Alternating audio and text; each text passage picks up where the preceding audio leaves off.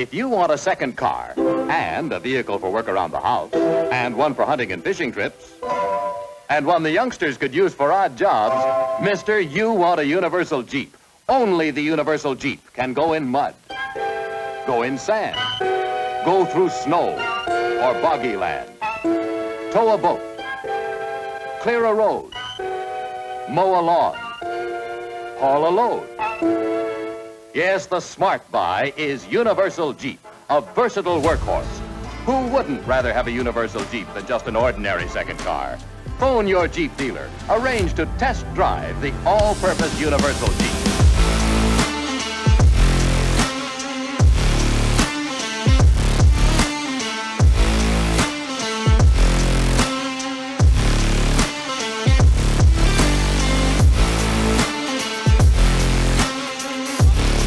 Look at Kyle.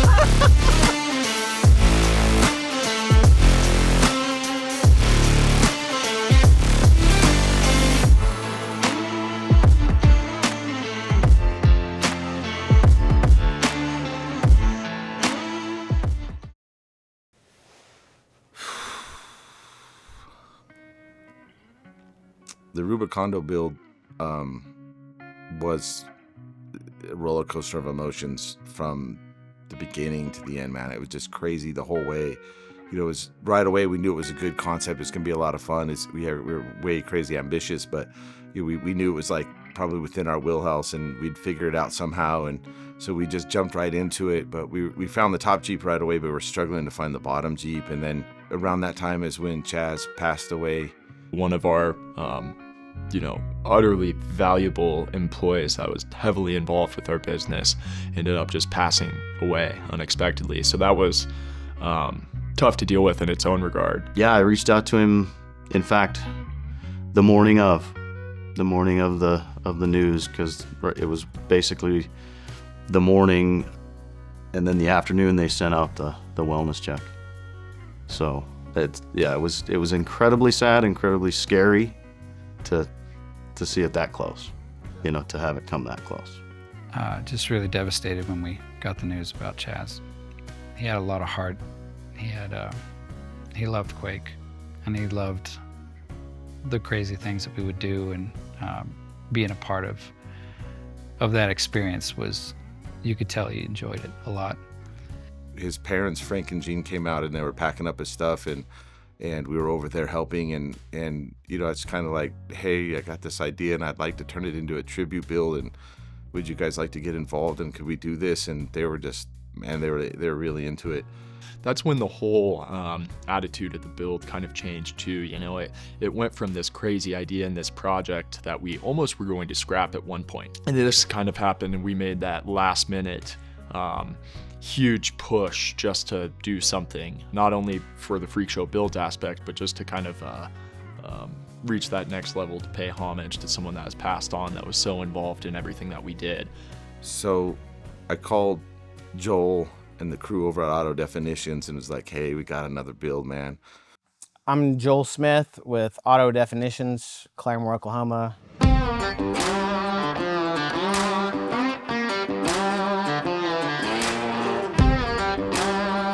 Kelly called me one night and was telling me about a SEMA build that he had an idea for. I thought it was gonna be for like next year's SEMA, because we're already like less than a month away from this year's SEMA.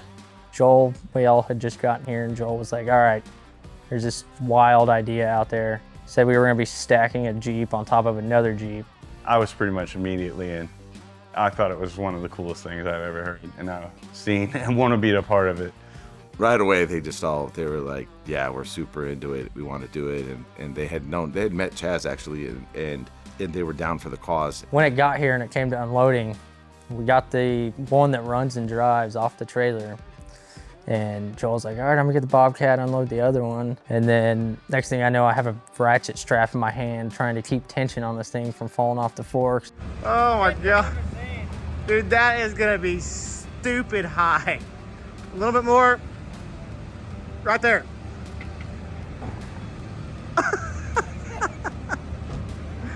Oh my God. To kind of get a picture in our heads of, all right, how tall is this thing gonna be? Is it gonna be over 12 foot? Like, how are we gonna do this? I remember driving down to Utah. This body was a little bit rougher than what we had really anticipated. The hood wasn't in great shape. I mean, a lot of the doors had dents in them, quite a bit of scratches. Oh, yeah. Oh, car seat. This thing's clean, man. Clean. Couple pairs of shades. Oh, yeah. Yeah, what do you think? I think we got it squared away. I was like, well, at least they're the same color, so that's good. All the parts, when they started showing up, it was slightly overwhelming at first, but it's mostly stuff that I deal with on a day-to-day. That will put the smile on my face. Yes. I like it a lot. A lot. Ah. And then more parts just kept showing up. So then I'm like, how are we gonna transport it? How's it gonna be stable enough? All these other things are going through my head. What do they say? Time to do some sketchy doo-dah, doo-dah. I think the first time I came down, the Jeep was still sitting in the parking lot. It was just stacking 2 Jeeps. It was just a lot of trial and error.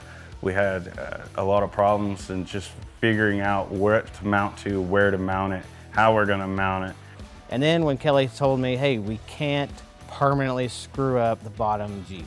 So we can't weld stuff to it and all. It's gotta be boltable. It's gotta be where we could turn it back to 100% stock and it'd be perfectly fine. As it was going, everybody just started to get that aha moment. So when we first put it up there and started putting some weight, we immediately recognized that this lower cage is not gonna support it. We reached out to Hard Rock 4x4 and asked those guys for some support, and they came up with their ultimate roll cage, which fit in there and really, really strengthened the bottom Jeep quite a bit. We couldn't have done it without it. The thing is super badass. Quadratech was an awesome team to work with. They have a great product, and they really stand behind it. Their winches went right on, no problems. Great looking.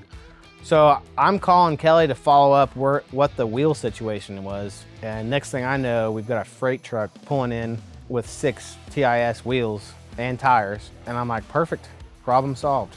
The TIS wheels that are, I think, 22 by 12, wrapped in a Hercules tire. It was a game changer right there. We had the width, we had the stance, they looked good, and they rode even better. Like, I mean, it was awesome. The tires don't make much noise. It just topped it off. It was a big part of the look. Aries' new line of side steps are really cool. They look like a normal side step, but then you open the door and they're like an amp board. They drop down.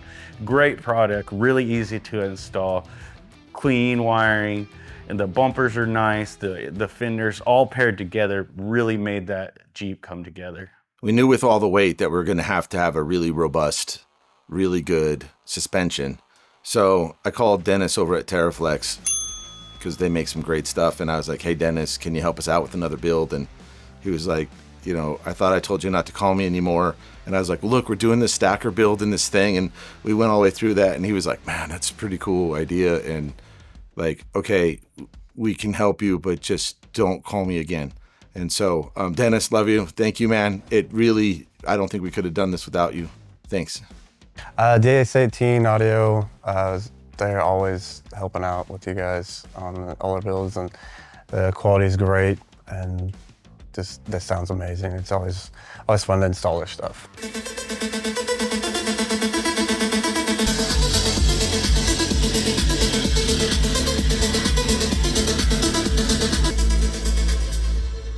Yeah. What? Oh my God. Thank you, DS18, for giving us a massive discount on an amazing sound system. Yeah. The last few days was almost absolute hell. None of us were sure at that point. So I saw those guys kind of getting a little bit behind and the stress on their face, you know, with everything, and kind of had a couple of those calls where they're like, man, I don't think we're going to make it, and we're stressing. And there's some such late nights that I live an hour from the shop, so there was times I didn't feel like driving. So I brought my air mattress a couple nights, and then once we built the Rubicondo out, I slept in it. After the first 3 days, I was just so sleep deprived that I don't know what I said to people. I don't know what was going on. I just knew that I needed to get this done and this. And they'd already called in some of their reinforcements, so I was like, you know what, I'm going to send And on. So I called up Andon. He flew down there and stepped in, man, and he just, he was just running things, in his sandals. So I flew in on, I believe, on a Monday, and was just kind of scoping out where they were at with things, and got straight to work. He finished up designing the cage. I mean, he was such a center point for so many people, because I mean, you got tensions rising, tempers flaring, parts not wanting to work together like they should. Yeah. I like it. What do you think? It's nice. It's nice, right? Very nice. Nice. NASCAR.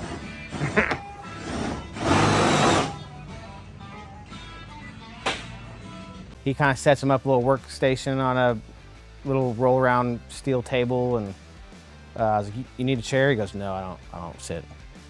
I was like, "Okay." When it came to bolting them together, there was no way that any of us could fit or reach or anything. So once again, Joel's 4-year-old son comes in, has to put a washer on a bolt, stick the bolt through the frame, put another washer, a lock washer, put the nut on, and start tightening it down. He had the kahunas. He did it.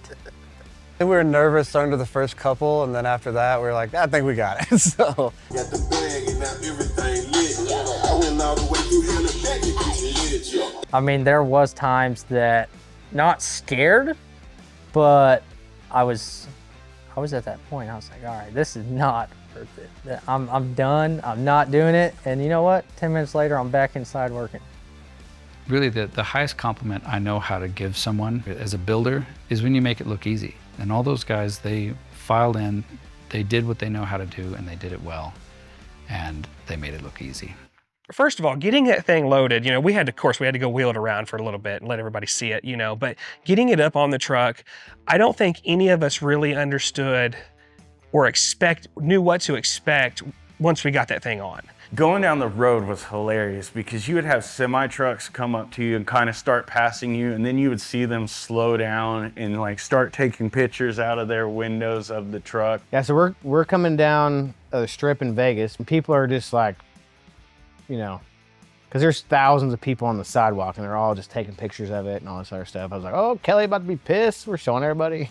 I was so nervous until I saw it actually at SEMA that it was just going to tip over somewhere along the way. Like no matter how they strapped it or what they did, it was a big, gigantic sail and just waiting for some big wind to just flip that whole trailer. But well, we have resorted to driving the Rubicondo, and let me tell you, it's a little sketchy. And we had word that the Rubicondo had just gotten into town after a crazy drive. And I remember I saw the thing from a few hundred yards away as it was turning to come kind of around into the parking lot. I was so scared that they weren't going to make it on time, but I remember I was like racing down for load in, and I was stuck in traffic, and I could see them on another street going the other way, like this floating Jeep above all the cars like cruising by, and I was like, nice, they're going to make it. We got it into the booth, and we had to install the Overland Vehicle Systems tent on top. It took a forklift and 5 or 6 guys to get it in position, and pretty much everything stopped around us, all eyes on us, trying to get this thing up there. People yelling, I hope someone falls, and you guys are dumb. But we got it done, and then it was a sight to see. Once you got it done and get up in there, you could see the show. It stood out there for sure. I mean, definitely when you'd be walking down the aisleway, you could see a Jeep on a Jeep with the rooftop tent with the big Quake logo. I mean, this thing was ridiculous.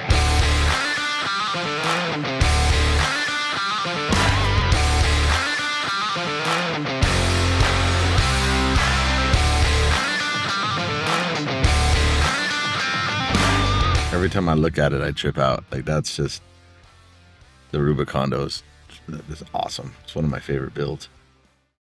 Hearing the story about Chaz and his history with Quake, it really was an emotional time. I got to meet the family and the kids. So about the only thing that kept me wanting to go forward with the build and not telling Kelly I'm not doing it no matter what was for Chaz, because it was a tribute for him and for his kids to be able to see it. I did meet him at a show one time, and great guy. Like, he's just like we knew each other forever. The Rubicondo, the tribute build, it was a very humbling experience, really. I mean, to be able to be a part of something like that, you know, his family, his kids, that everybody's gonna be able to look back on. I mean, this is a one-of-a-kind build that nobody's ever done, nobody's ever seen. Chaz was an awesome guy. He was just big-hearted, one of the biggest hearts I've come in contact with. He loved everything, and he was absolutely face first into Quake. He loved Quake. Like hearing stories of him and like from the different people at Quake and at shows, and I mean, he was just a lovable guy. But it was really exciting to basically immortalize him with this Jeep, because you know this is going to be everywhere forever now, and it'll be a really nice tribute. So whenever they want to see their dad or be in a presence, they can just look at these videos and know that he was a part of this.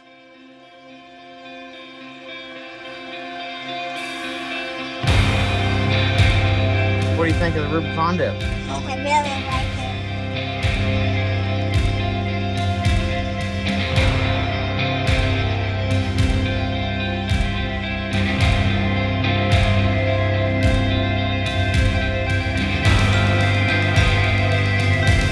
Special thanks to Joel, Kyle, Andon, Dale, Todd, Jay, Josh, Grant, everyone involved. Thank you to the sponsors, you know, for helping us with this tribute build and the Rubicondo.